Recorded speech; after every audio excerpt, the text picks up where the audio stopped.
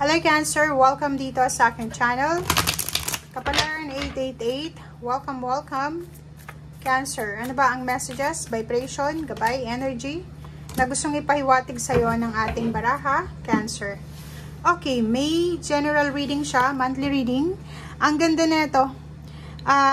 Nakikita ko sir dito, Cancer, na may manifestation kasi 11 to eh. 8, 9, 10, 11. So, posibleng may hinihintay ka na partnership. It's either investment, kontrata, kasal, wedding anniversaries, or kung ano man to na commitment na to, posibleng ma-manifest mo siya ngayong buwan ng Mayo. Okay? So, ito yung unang manifestation mo. Makukuha mo kung ano yung commitment or ano bang tawag dyan? Partnership na minamanifest mo. Next is new beginnings. Yun, inheritance. Pwedeng may hinihintay ka na lump sum or payouts ng inheritance. May binibenta ka bang bahay, lupa, or kung ano man yan, or kung ano man itong perang ito na galing sa iyong ninuno. May binibenta ka bang ari-arian. Sinasabi ng baraha sa'yo na makikipag-deal ka this month ng May. Okay? So, yun.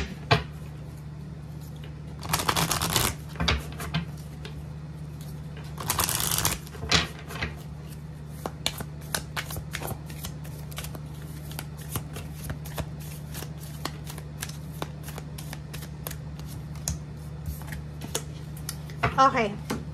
Next card natin dito is blessed ka din sa buwan ng Mayo sa pagkakaroon ng mga air signs na like Gemini, Libra, and Aquarius sa buhay mo. So, kung may asawa, anak, pamilya, kaibigan, or kung sino man itong air signs na to na siya yung magdadala ng balance sa'yo, it's either Cancer, may anak ang Gemini, siya yung Gemini, Aquarius, or Libra, sila yung magbibigay saya sa'yo, peace and harmony, parang ganon. And if nasa golden age ka na, blessed ka, Cancer, sa pagtanda mo, or sa kung ano man itong nangyayari sa iyong buhay, parang sinasabi na magiging sobra kang blessed na tatanda. Tatanda kang hindi ka siguro mahihirapan sa paligid mo, financially and emotionally. Okay.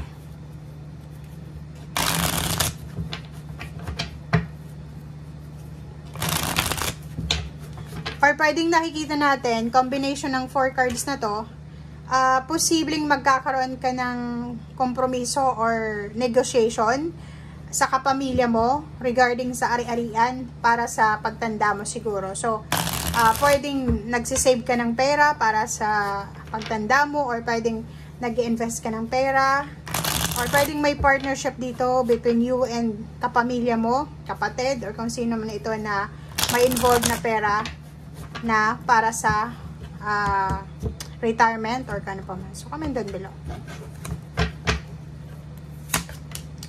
Okay, Magician. Wow. And then Temperance.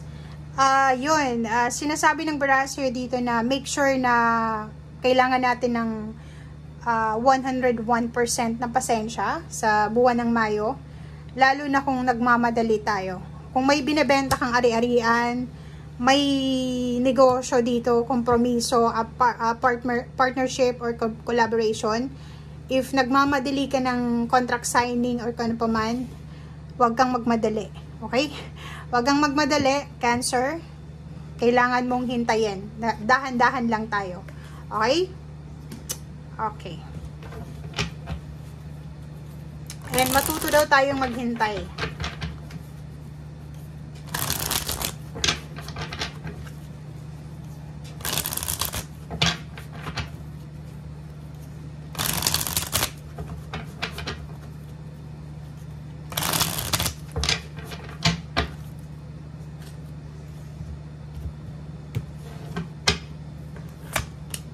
Okay, Wheel of Fortune. Wow. Ang galing. Okay, guys. So, nakikita natin dito, Cancer, na may mga contract signing talaga dito na posibleng nahang. 'Di ba? Or pwedeng yun na nga, inheritance. May binibenta ka siguro kasama ang kapatid mo na panganay, or kung sino man ito na kapatid mo or kapamilya mo na insurance or kano pa man, lump sum na galing sa pamilya mo or ninuno mo or sa magulang mo na namatay. Sinasabi ng baraha sa'yo dito na posibleng matutuloy na. So, it's payouts or pwedeng lump sum of money, kontrata, or posibleng kung ano man to na hinihintay mo na pera or balanse. Nakikita ko sa'yo dito na sobra-sobra kang busy, Cancer. This month ng May ay sobra kang workaholic, double time. Nagdo-double time ka. Hindi ka masyadong nagpapahinga kasi ang dami-dami mong obligasyon. Marami kang kailangan na ayusin, papeles, kasi may negotiation dito papeles, inheritance, dokumento, or kano pa man. Yun ang nakikita natin dito. And next is may Wheel of Fortune tayo. So, sinasabi na etong lahat ng ginagawa mo sa ngayon ay posibleng para sa pagbabago to, para sa pagbabago ng buhay mo. So, ginagawa mo, parang ang nakikita ko sa'yo dito is sinisecure mo yung future mo, yung old age mo.